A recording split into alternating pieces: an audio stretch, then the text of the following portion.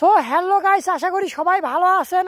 আপনাদের দোয়ায় আমিও খুব ভালো আছি। তো সবাই আমি জিনা ধান কাটতেছি, এজন্য আপনাদের মাঝে ফ্রেশ ভালো ভিডিও দিতে পারছি না, আমি একটু ব্যস্ততার মধ্যে আছি।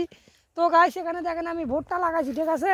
এ দেখেন ভুট্টা ধরেছে, তারপরে ভোটারও আমি মনে করেন যত্ন নিতে পারি, ঠিক আছে গাইস। দেখেন ভোটাগুলো দেখেন, ভোটা অনেক ভোটা ধরেছে গাইস আমার এই গাছগুলোতে, ঠিক আছে। তো আপনারা যদি ভোটার আবাদ করেন অবশ্যই কমেন্টে জানাবেন ভাই, ভোটাতে আমি কি বীজ দিব, ঠিক আছে। আমার তো ভোটাগুলা করে পোকায় খায় নিচ্ছে ভাই, ঠিক আছে। আর আরেকটি কথা না বললে নয় ভাই, ভোটা আমি কি বলে একটি শখ করে ভোটা লাগাইছি, কিন্তু সেরকম ভোটা তো আমার কাছে ধরিনি।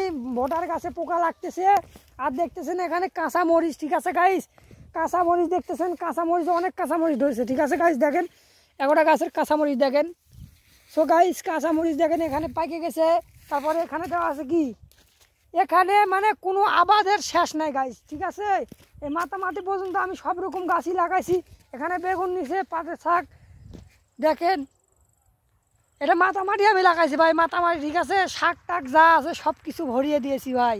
তো সবাই একটু লাইক করবেন, আমার সাপোর্ট করবেন।